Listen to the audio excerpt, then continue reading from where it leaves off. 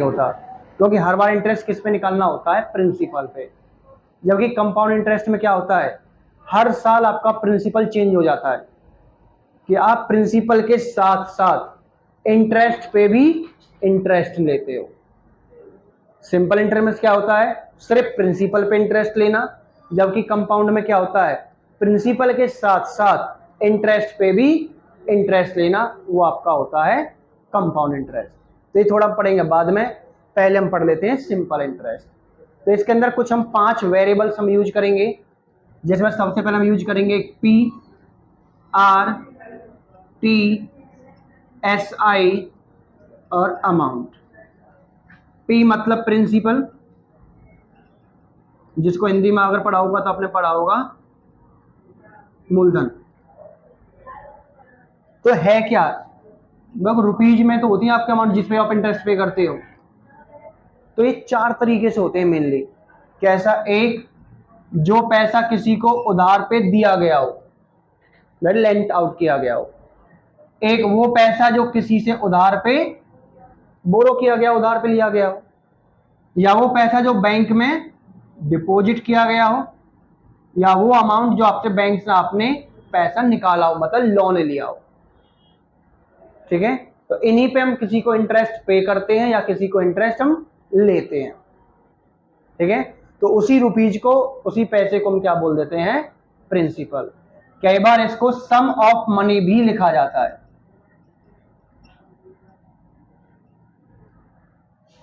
ठीक है, सम of money से हम लेके चलते हैं।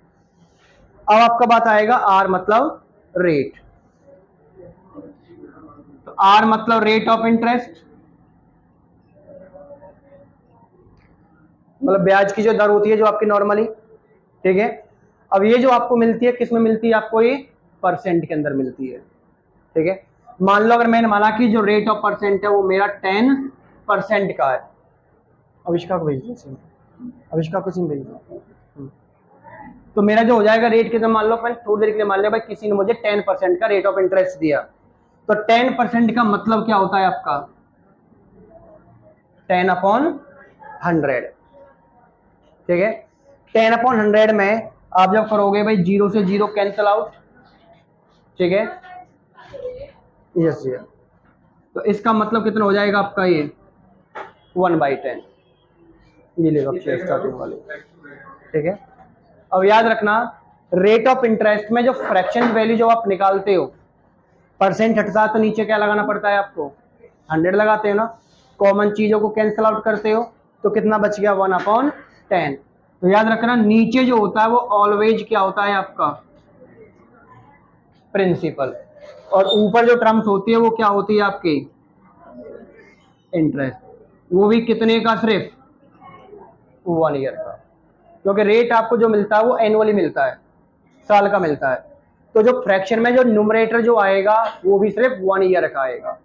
अगर रेट मेरा मंथली होता तो नीचे तो फिक्स प्रिंसिपल रहेगा तब भी, लेकिन ऊपर वाला जो इंटरेस्ट है वो सिर्फ कितने महीने का होगा, सिर्फ 1 मंथ का। तो डिपेंड करता है कि रेट, हालांकि आपका 90 to 95% एनुअल होता है, इसलिए जो भी इंटरेस्ट आपका फ्रैक्शन की जो वैल्यू ऊपर न्यूमरेटर में आएगी वो क्या होगी, always interest only for 1 year, 1 साल का मान के चलना है। ठीक है, टी क्या हो जाता है आपका, टाइम। अगर रेट एनुअल है मतलब साल का है तो टाइम भी किस में होना चाहिए, ईयर में होना चाहिए। कई बार टाइम आपको मंथ में भी दे रखा होता है, लेकिन अगर रेट मेरा एनुअल ही है तो मुझे टाइम को भी क्या लेना पड़ेगा, एनुअल मतलब ईयर में। तो मंथ को ईयर में कन्वर्ट करने के लिए क्या करते हैं हम, डिवाइड बाय 12, क्योंकि मंथ और ईयर में कितने का रिलेशन होता है, 12 का। 12 मंथ्स में 1 ईयर होता है तो 1 मंथ में 1/12 ईयर होता है, इसे हम डिवाइड बाय 12 कर देते हैं। एसआई सिंपल इंटरेस्ट, जिसका formula principal rate time divide by 100। तो अमाउंट क्या होती है, अमाउंट क्या होता है, अमाउंट आपका होता है प्रिंसिपल प्लस एसआई।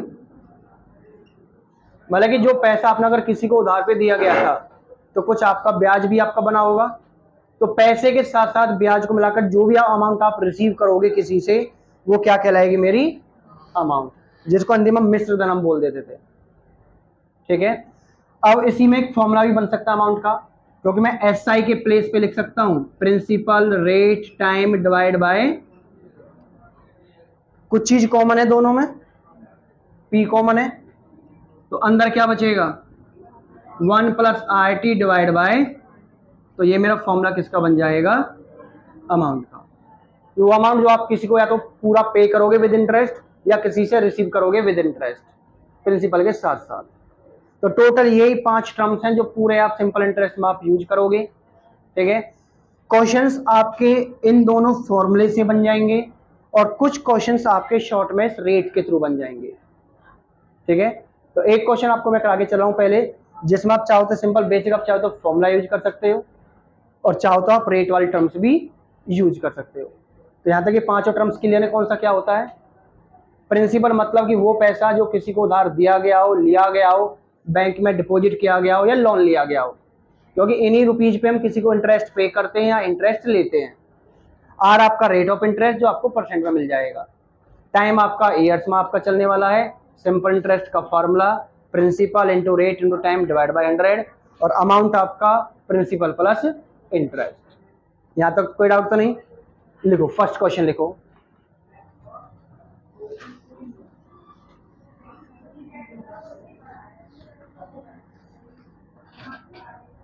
पूरे क्वेश्चन को लिखवाने के बजाय मैं आपको सिर्फ वो टर्म्स आपको लिखवा रहा हूं जो आपको क्वेश्चन में बस आपको पता करना कि एक्चुअली में होती क्या चीज है।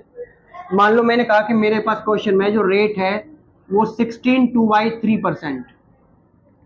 रेट एग्जैक्ट प्रॉपर एक पूरा नंबर भी हो सकता है, फ्रैक्शन फॉर्म डेसिमल में भी हो सकता है।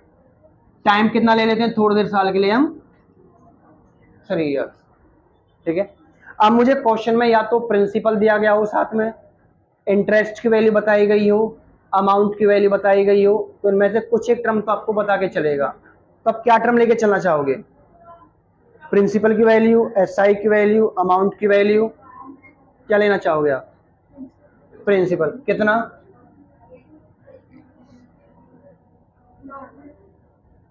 फिलहाल क्वेश्चन हम प्रैक्टिस करें तो कुछ भी रेंडमली जो आप बोलोगे आप प्रिंसिपल 100,000 10,000 11,000 12 20 जो मन करे। कुछ नहीं मान लो तो मान लो मैंने 15,000 ले लिया भाई, सिंपली सी बात है। 15,000 मेरा क्या हो गया प्रिंसिपल। अब मुझे इस पे इंटरेस्ट बताना हो या मुझे इस पे अमाउंट बतानी हो, तो एक तो मैं सीधा सीधा फॉर्मूला एसआई का यूज कर सकता हूं कि प्रिंसिपल, इसकी फ्रैक्शन वैल्यू क्या बनेगी इंटू 3 करोगे देन +2 करोगे, तो 3 की 16 करोगे 48 +2 50 अपॉन टाइम आपका डिवाइड में 100 का मतलब नीचे की तरफ आपको क्या लेना है 100। 3 से 3 कैंसिल, 0 से 0 कैंसिल, 5 से 2 और 2 से ये नंबर आपका 7500। इसका मतलब कि मुझे जो इंटरेस्ट मिलेगा कितना मिलेगा 7500 रुपीज का।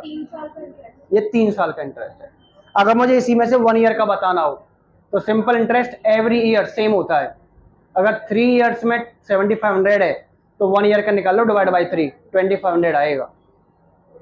25 25 25 दैट इज आपका 75। ठीक है, चलो ये तो सिंपल एक बेसिक एक फॉर्मूले के थ्रू भी हो गया। ठीक है, मान लो अगर इसी क्वेश्चन को मुझे पूरा रेट के थ्रू ही करना होता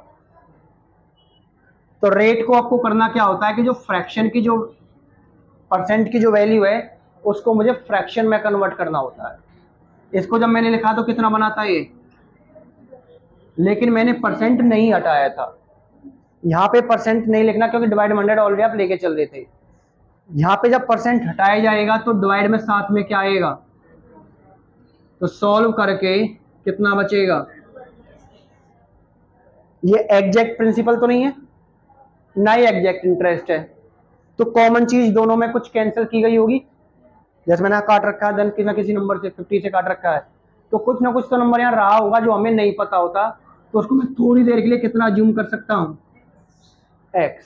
तो मैंने कहा था कि नीचे वाला क्या होता है, ऊपर वाला सिर्फ कितने साल का, कि अगर मेरा प्रिंसिपल 6x है तो सिंपल इंटरेस्ट मुझे कितने साल का लेना था अगर 1 ईयर में 1x का मिला है तो 3 ईयर में कितने का मिलेगा, 3x का। यहां से मैं अमाउंट भी बना सकता हूं, प्रिंसिपल प्लस SI। अब मुझे देखो मल्टीपल चीज क्या क्या दी सकती है। अगर मुझे क्वेश्चन में प्रिंसिपल दिया गया है तो 6x के इक्वल करके x निकाला जा सकता है,